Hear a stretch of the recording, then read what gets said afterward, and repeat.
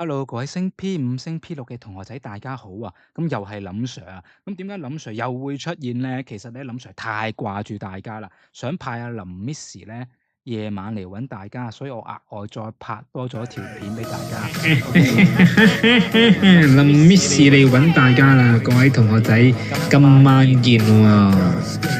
其實唔係嘅，OK。雖然林 Sir 都好掛住大家，其實最重要嘅，除咗掛住大家之外咧，最重要係乜嘢咧？林 Sir 額外拍多條片咧，想同大家講翻你功課上面重組句子同埋排句成段嘅一啲技巧啊。因為林 Sir 擔心大家咧未完全掌握晒啲技巧，而呢兩種題型咧，偏偏又係考試必出嘅題型嚟嘅。咁所以林 Sir 額外拍多條片，想幫大家咧望翻你功課上面有冇完全去學識運用翻啲技巧出嚟。咁你而家咧即刻拎翻你份筆記出嚟咧，我哋一齊試下啦，一齊試下你有冇用林 Sir 嘅技巧去做翻。咁我相信大家做咗嘅。咁你做咗，你而家望一望，睇下你係咪跟住林 Sir，係咪同林 Sir 嘅邏輯一樣嘅？OK，你跟住林 Sir 嚟試下，得唔得？好，咁我哋事不宜遲就開始啦。咁第一條啊，我哋而家做一做第一條先。第七頁嘅第一條，OK，第七頁嘅第一條，記唔記得我哋琴日講過嘅重組句子第一步？你當佢一個拼圖遊戲，我好中意玩拼圖㗎，林 Sir，我好中意玩拼圖㗎。好似小麗係，我好中意玩拼圖㗎，林 Sir。OK，你記住第一步，好似拼圖遊戲咁樣，留意下有啲乜嘢嘅詞組，望下有冇嗰啲咩時人地事。不過雖然通常我哋而家高年級好少時人地事咁直接俾我哋嘅，咁唔緊要，你照望一望，有個印象喺腦海入邊，大概嚟緊會講啲乜嘢嘢。哦，地上垃圾，執起佢，我們 OK，第一步完成。咁第二步咧，關聯詞仲記唔記得？揾下詞組入邊有冇關聯詞。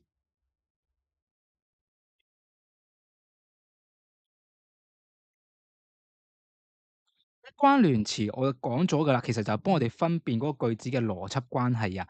咁另外佢有兩個特性嘅，記唔記得啊？兩個特性，第一個佢一定係一前一後㗎啦，你唔好旨意打亂佢哋嘅次序，唔得打亂佢哋嘅次序嘅。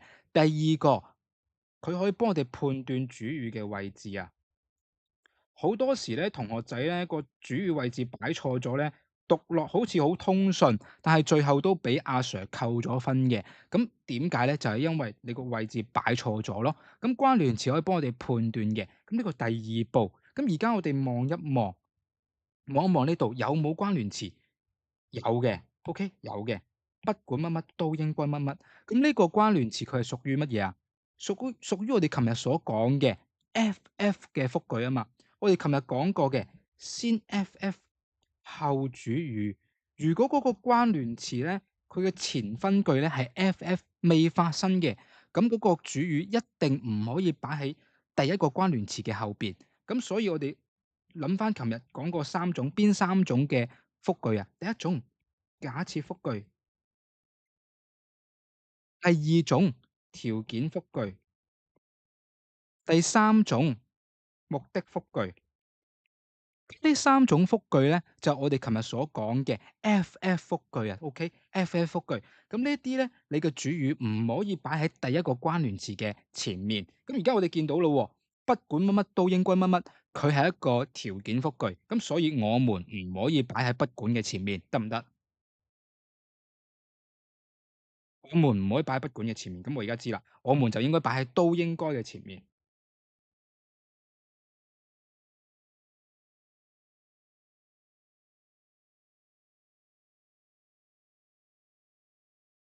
三個逗號。咁第三個技巧咧，我哋琴日講過嘅，就係嘗試揾啲好常出現嘅詞組配對，而的地得嘅詞組咧，好常見嘅的地得嘅詞組。另外一啲把字句或者係被字句都會常見嘅。咁我哋而家望一望呢度有冇啲咩的地得嘅詞組或者咩把字句啊、被字句啊？其實有嘅喎，有的字，有把字句。咁我哋勾翻佢哋啲印象。的嘅後邊係配乜嘢啊？配名詞。咁呢一度入邊其實剩翻嘅名詞只有乜嘢啊？只有垃圾啫嘛。啊，大家有冇跟住？嗱，如果唔係林 Sir 當大家係外太空垃圾㗎啦，OK，係嘛？咁呢度嘅垃圾得呢度嘅後邊嘅名詞得垃圾啫嘛，咁所以我只可以同佢配對埋一齊，得唔得？咁然之後話地上的垃圾，然之後我哋有把字句，OK，有把字句，記唔記得小學二年班都學過㗎啦？把字句，把字句嘅前面係做動作嘅對象，後邊係嗰個動作啊嘛。咁呢一度前面嘅對象得我們啫嘛，咁所以一定擺喺後邊嘅。我們都應該把它有咩動作啊？呢度有咩動作啊？得呢個係動作啫嘛，我們都應該把它撿起來。然之後前面其實就係、不管地上的垃圾是誰扔的，我們都應該把它撿起來。OK，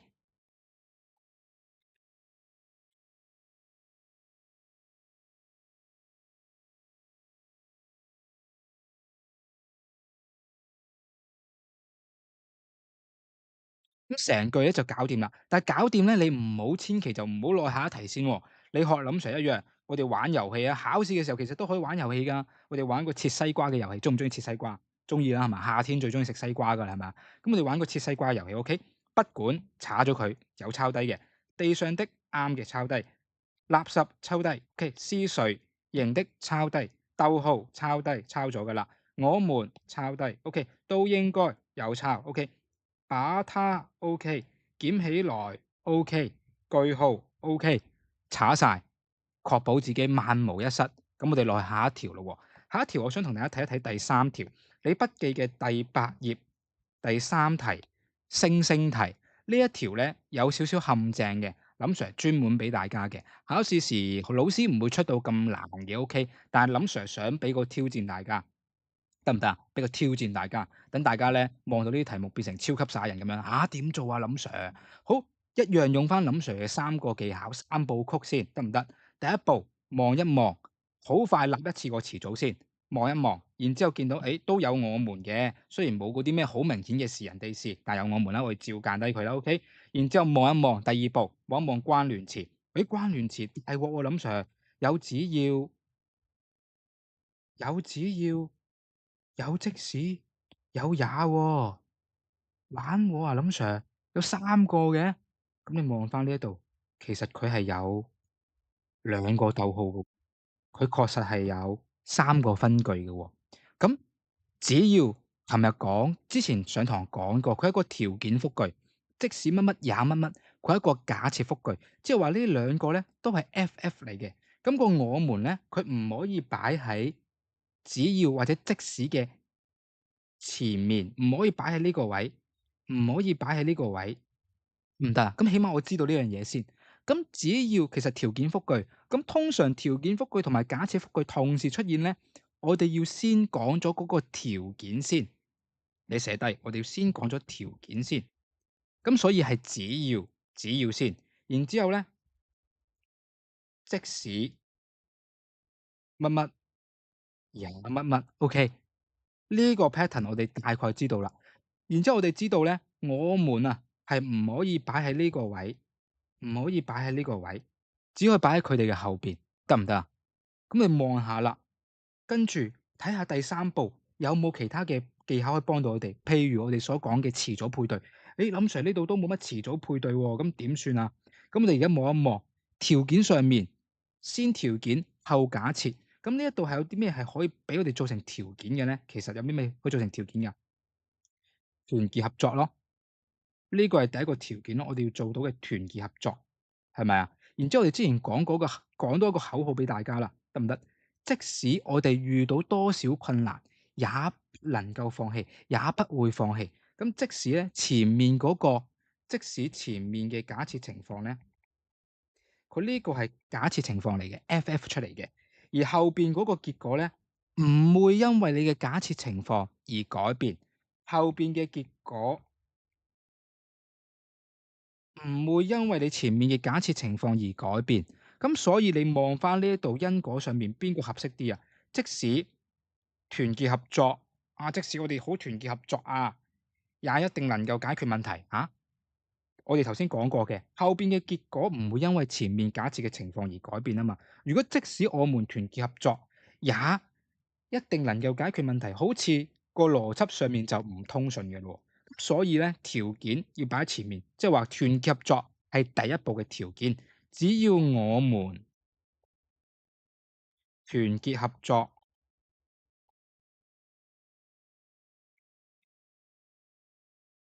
即使遇到多少困難，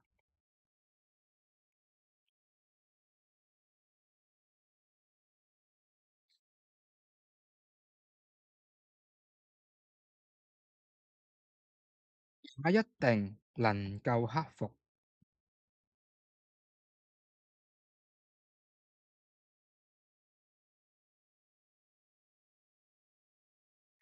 佢用嘅係解決啊，嗱也一定能夠解決。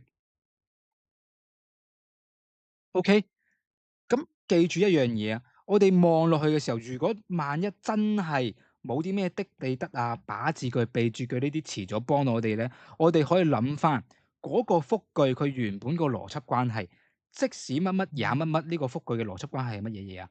即使前面嗰個 FF 嘅情況咧係假設嘅，而後邊嗰個結果唔會因為前面呢個 FF 嘅假設咧而改變。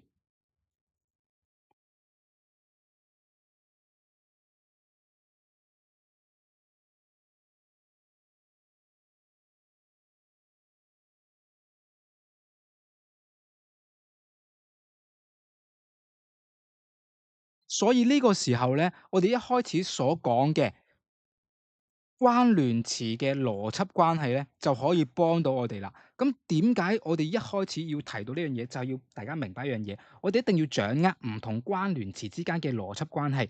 譬如即使也係一個假設同埋結果嘅邏輯關係啦。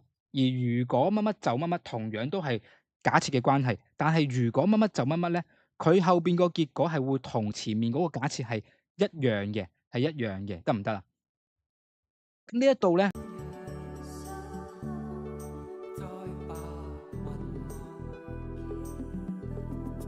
話說孫悟空因為再次犯錯，所以被如來佛祖壓在五指山下1000年。當佢再次嚟到人間，發現啲小朋友連中文都未學好，於是佢化身林 Sir，希望能夠幫助小朋友學好啲中文。如果非要加上一個期限，佢希望可以係10000年。如果冇問題咧，我哋就落去望埋排句成段嘅部分啦。排句成段部分咧，林 Sir 一樣會揀2條左右同大家去講一講啦，喺功課上面嗰度。咁而家咧，掀去你份筆記嘅第9頁啦，第9頁嘅第3題啊，我哋望一望第3題啊。咁記唔記得第一個技巧？排句成段就係簡單版嘅作文，所以第一步我哋要分清楚文章嘅題材係啲乜嘢嘢。好快望一望 A、B、C、D、E，我大概知道文章題材係啲乜嘢嘢。夕陽西下時，然之後我去咗咩？聽到古戰場嘅馬蹄聲，頹壁斷壁殘垣啊，靜默訴說300年前嘅烽火，難忘嘅歷史對話，大概你會知道佢一篇記敘文。OK，佢係講述嘅一件事情發生嘅起因、經過、結果係點樣。咁我哋知道咗係記敘文之後咧，第2步我哋講過嘅，基本上所有嘅文章題材嘅開頭咧都係差唔多嘅啫。個開頭方式咧都係差唔多噶啦。我想俾個靚頭你睇，咁第一步就要吸引你啦，可能係我吸引你嘅，整啲問題嚟吸引下你啦，或整啲唔同嘅嘢吸引下你。第2步用背景句嘅，或者係4數句。第3步唔會用代詞開首嘅。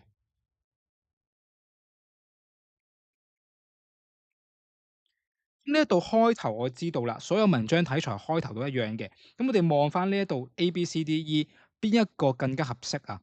咁好明顯其實就係 C 啦，佢有一個時間，我喺度做緊啲乜嘢嘢，我站在古城牆上發吽斗咁啊 C。咁然之後我哋第3講咗嘅，琴日講咗就係乜嘢咧？我哋話唔同嘅文章題材，佢中間嘅內容同埋個尾咧，同埋個腳有少少唔同嘅，啊有少少唔同嘅。OK，咁咧而記敘文係點啊？記敘文係乜嘢啊？記敘文係先事件後感受啊嘛，各位同學仔記唔記得啊？嚇，先事件後感受，所以呢一度感受應該係 A、B、C、D、E 嘅 E 啦。這是一次難忘的歷史對話啊嘛，好難忘嘅，難以忘記嘅，咁所以係 E 啦。咁接下來咧，我哋要分辨嘅就係 A、B 同埋 D 呢三個句子，而我哋可以嘗試用嗰啲時間詞啊，睇下句子入邊有冇啲時間詞，有冇一啲嘅關聯詞。咁我哋望一望呢一度有冇時間詞，有冇關聯詞啊？其實都有嘅。或者有冇啲代詞啊？即係我哋第四步，留意下、望下，好似重組句子一樣嘅，望下有冇啲關聯詞，有冇啲時間詞，或者有冇啲咩代詞。因為我哋知道代詞，你一定要出現咗某啲嘢，你先可以用代詞噶嘛。OK，咁我哋而家望一望噶咯，望一望我哋會見到霎那間時間嚟嘅，哇！霎那間咧，好似聽到啲古戰場嘅馬蹄聲啊！霎那間，你唔温書咧，你就好似聽到咧林 Sir 喺你身邊叫緊你啊！OK，係咪啊？霎那間嘅，好，這些，喂，這些即係指邊些啊？啊，這些小朋友即係指邊些啊？我要先講咗上林 Sir 中文暑期班的小朋友，啊，這些小朋友都相當之聽林 Sir 的話，佢有認真抄筆記，唔係外太空垃圾嚟嘅，係咪啊？這些嘅前面一定有啲出現咗嘅人啊，或者係指緊嘅嗰啲角色對象要出現咗先噶嘛？OK，咁你望一望咯，再望埋 D 呢一句，低頭撫摸磚石上的裂痕。冰涼觸感直透掌心。哦，我低頭去撫摸下呢啲磚石上面嘅裂痕。咁呢個這些其實好明顯就係指緊呢啲磚石上嘅裂痕啦，同埋呢啲斷壁殘垣啦，係咪？咁所以我知道 dot 一定擺喺 boy 嘅面前嘅，dot 一定擺喺 boy 面前。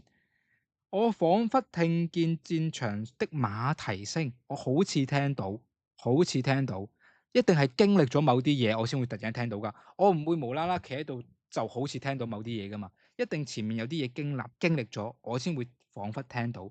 咁所以其實你大概你腦海個印象，你大概就會知道個次序應該係 dot 係先嘅。我企喺古城牆上面摸下嗰啲裂痕先，好涼。呢啲裂痕咧，就好似同我講緊300年前嘅烽火。哇！霎那間咧，我好似時光穿越啊，飛翻去300年前，聽到啲古戰場嘅馬蹄聲啊，得唔得啊？成個邏輯關係咧，應該係就係咁樣落去噶啦，得唔得？呢一條 OK 嘛？咁我哋再望多條啊，我哋再望多條。第四題又係一樣 A、B、C、D、E，我哋立一立先。我置身黑暗中，彷彿失去咗希望，接近隧道盡頭。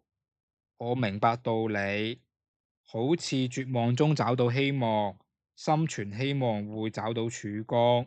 火車駛進隧道入邊，咁呢個似乎都係講緊一個記敘文，記述緊我坐火車嘅經歷咯。我坐火車嘅經歷發生咗咩事？咁所以第一步記敘文，第二步我要揾咗個開頭先。開頭一定係時人地事背景句吸引你嘅。咁呢度有個咩背景句啊？如果我擺其他嘅開頭，我因此明白個道理唔得啦。接近隧道盡頭唔得啦。咁呢度可以作為背景句開頭嘅得 F 啫。火車慢慢駛進黑漆漆的隧道。OK，F。咁所以記敘文，我哋個開頭搞掂啦。結尾我哋話先事件後感受啊嘛。結尾係感受或者叫做道理啦。OK，咁呢一度有冇乜嘢啊？有冇咩結尾道理啊？我因此明白了一個道理，個道理係乜嘢嘢啊？只要心存希望，總會找到曙光，係咪啊？咁呢一個就係佢嘅道理咯。OK，寫翻低佢啦，OK，寫翻低。咁所以我哋剩翻嘅係乜嘢啊？我哋剩翻嘅係 A、B 同埋 D 嘅次序未擺好嘅啫喎。咁 A 係乜嘢？置身於黑暗中，彷彿失去了希望，接近隧道盡頭，看到隧道外的日光，就像在絕望中找到希望。好，我哋話呢個彷彿係一個好似啦，佢之間好似嘅意思。咁佢有前面有咩關聯詞俾我哋啊？接近，接近，就像置身於黑暗中。我唔會突然之間置身於黑暗中噶嘛，前面一定有啲嘢噶嘛。所以 A 一定係喺 F 嘅後邊。我駛進咗黑漆漆的隧道，所以置身喺黑暗入邊，好似失去咗希望咁樣。但係接近隧道盡頭嘅時候，我見到隧道外面嘅日光，好似喺絕望入邊揾到希望咁樣。嗰啲日光咧，就好似希望一樣照耀住我啊！咁令我覺得好似有希望咁樣啊！咁所以 boy D，然之後最後嘅 CE。咁簡單啲嚟講，你括翻佢其實就係頭個開頭，背景句開頭，結尾感受同埋結尾啊嘛。先事件後感受。啊！我嘅感受就係乜嘢啊？我明白咗個道理啊！個道理就係只要心存希望，總會找到曙光㗎。OK，咁呢度咧就係排句成段同埋重組句子嘅啲技巧，我想同學們掌握嘅。咁你翻去咧再重溫下。